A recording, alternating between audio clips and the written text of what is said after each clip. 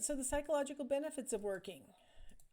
Why are jobs important to us? Obviously, they provide income. So let's not forget that we are working for pay. But jobs also provide purpose for us. They give us like something that we're supposed to be doing every day, right?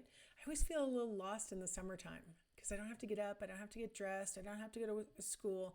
That sounds really freeing, but by about week 5, you start going, shouldn't I be doing something? Your whole day is available, so you could do anything, and then you end up doing nothing. I don't really have a purpose, so I oftentimes fill my summer with purposes. Um, it gives us identity and prestige, right? Being able to say that we work here or we do that. A lot of times it makes us feel proud of what we're doing. It gives us structure, kind of like I was saying. I get up and then the whole day's ahead of me, and then next thing you know, wait, the day's over and I've done nothing. It does provide structure for the day. You have to be there at a certain time. You get to take a break at a certain time. You leave at a certain time. It's predictable. It provides social interaction outside of our families, right? We don't have to imagine anymore because we had the pleasure of being stuck in the house with whoever we were living with at the time that COVID hit. And we discovered pretty quickly that, you know what, I kind of like talking to some other people.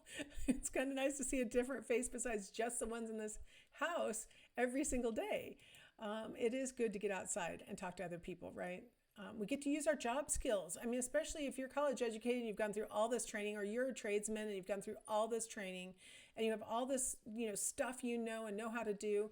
Sure is nice to use it. It is very nice to be able to put a match between what you can do, what you know, and then what you're doing at work. Like, that is a beautiful thing. So let's hop over into, okay, so we have all this benefit to having jobs, and unfortunately, sometimes we lose our job. We see this annual employment growth for firms with 500 or more employees, and for firms with less than 500 employees between 1994 and 2019. So the blue bar is organizations that have 500 or more employees, and the green is 500 or fewer employees. Okay, so first off, to enjoy that giant dip in 2009, that's that big recession I keep talking about. There was a smaller recession right around 9/11. So like 2001, there was a smaller recession, but it was nowhere near what we experienced in 2009. And then conveniently, I couldn't find a good, 2020 and after, because we had, of course, like a giant job loss in 2020. A lot of them grew back and a lot of them never came back. So job losses in organizations, one of the things we can say is that, smaller organizations are a little bit more volatile, right? If you have fewer than 500 employees, you tend to get hit harder when there are recessions. You tend to bounce back a little bit better afterwards. And so, they're just a little more volatile when you're in a smaller organization. Overall, I've been saying this all quarter, overall, U.S. organizations have been reducing the size of their workforces since the 1980s. It's not just the recessions. It's not just the pandemic that caused reduction in workforce. You kind of can tell there's just like a slightly downward trajectory. I mean, if you look at 1994, let's look at the green bar. It's at slightly above 2%, right, for growth. And then by the time we've kind of recovered from the Great Recession by 2019, before the pandemic strikes, we're at 1% growth. These are not the same organizations, by the way, across those whole lines. These are just organizations with 500 or fewer employees. And so those are different organizations that are kind of coming and going. Some of them went out of business. Some of them came back and got bigger. Growth is on a downward trajectory. It's not off a cliff like in the recession, but it's on a downward trajectory, just like 1% per decade reduction in workforce. So I've got that picture in the top left now. Let's look at mass layoffs. This is a very dramatic, I don't know if anyone who's listening is old enough to remember the Great Recession, but in 2009, organizations were shedding employees like crazy. Every day you'd hear about another one having gone out of business. You'd hear about another 5,000 layoffs. So in this picture on the right, we're looking at times where at least 50 employees were dismissed from their jobs at one time. And along the x-axis, we have the size of the organization. So 1 to 4 employees, 5 to 9, up to 100 to 499, and then up to 500. So we've got 500 or more employees represented in the far right. And then they also added in another variable, how old the organization was. So in the blue bars, the light blue bars, it's less than 1 year old. In the black bars, it's 1 to 4 years old. Green is 5 to 9, and orange is 10 years or older. So what you'll notice is that in 2009, the biggest companies and the oldest companies were shedding the most employees.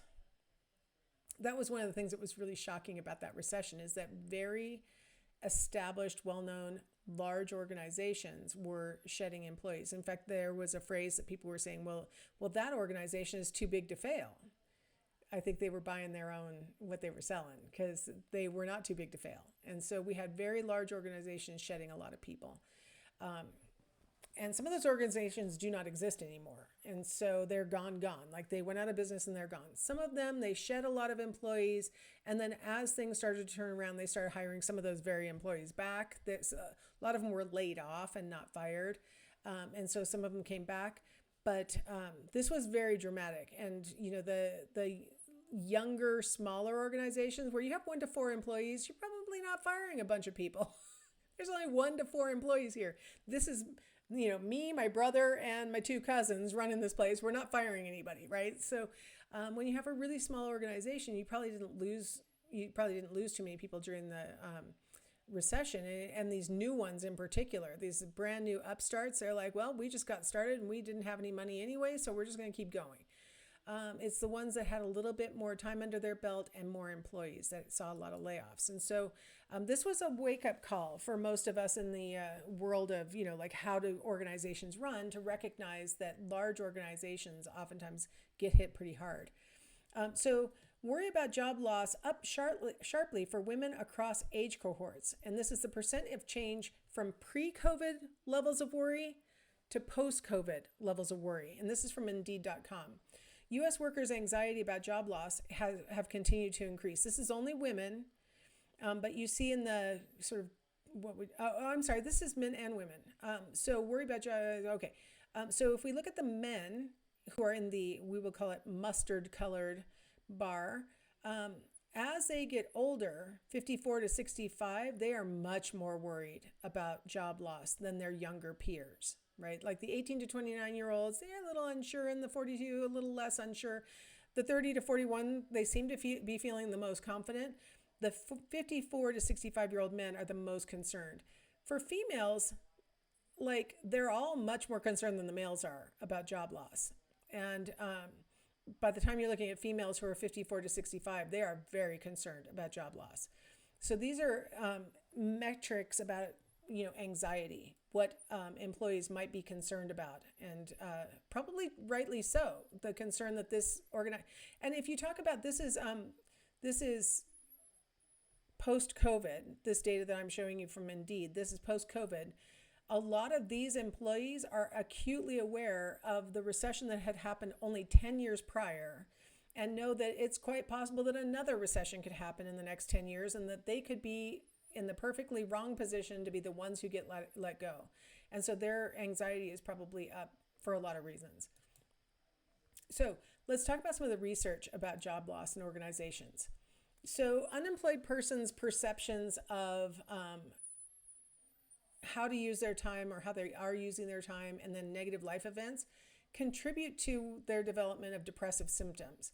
So if they feel like they're spending all day watching Game Show Network, and that they're sending out their Vita or their resume and nobody's replying, and their friends aren't talking to them because they're always at work, and their spouse is always nagging them about getting a job, and so on.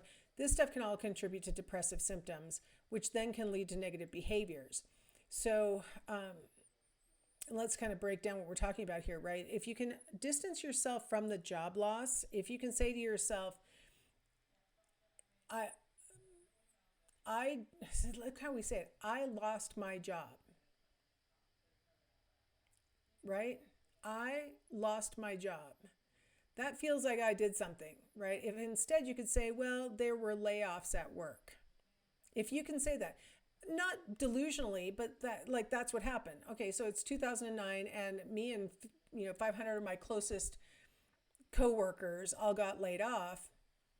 It's a little easier to distance yourself from the situation than if you say, my manager called me into the office, told me, okay, that's it. I've given you 4 warnings. You're done.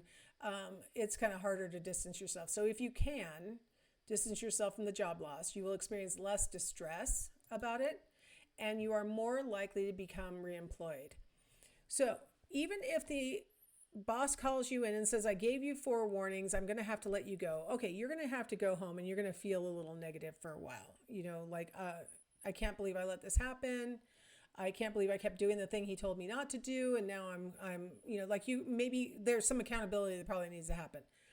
But after that, you start to formulate a new plan for how you won't fall into the same patterns in the next job. That, in fact, it really just wasn't that good of a match between me and the employer. If I find the right match, I'm going to be a stellar employee. Like, if you can turn it around and experience less distress, it makes you more hireable.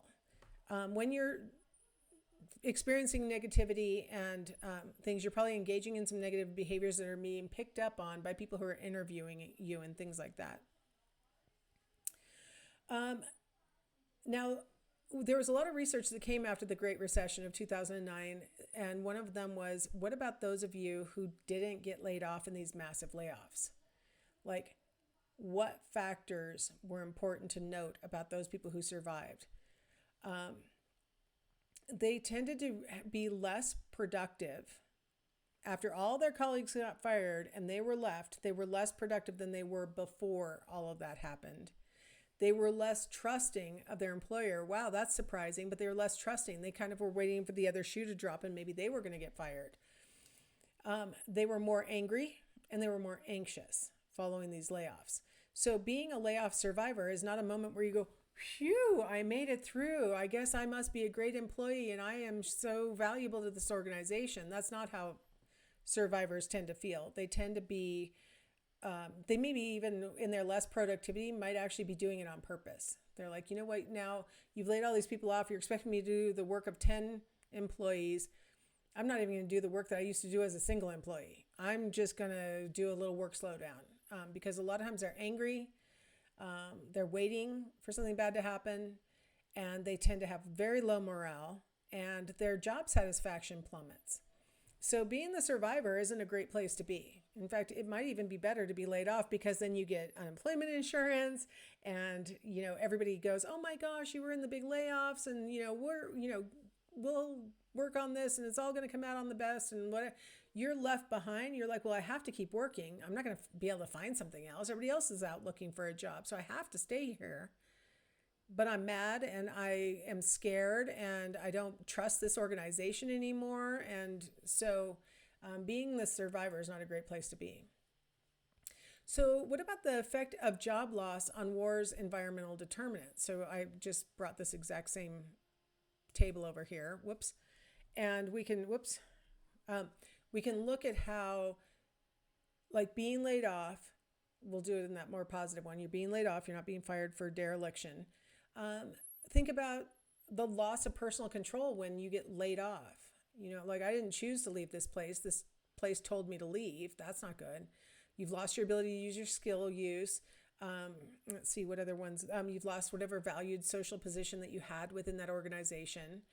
You no longer have those externally generated goals where they tell you to get these things done at this amount of time, whatever. That's gone. You've lost your money. This may contribute to a feeling that you're not as physically secure in the world. You've lost maybe that supervisor that you really liked. Are you ever going to find anybody that good again? And you've lost, your interpersonal contact with all of those coworkers who, I guess we could exchange phone numbers and we could get a beer together sometimes, but do people really do that very often? Not often. So you may have lost all of those friends that you had at work, the ones who by definition you saw between 8 and 5 days a week. So you can imagine that your whole psyche could take a big hit from a layoff. All right, let's stop here and we'll come back and talk about one of the negative outcomes of job dissatisfaction, which is workplace violence.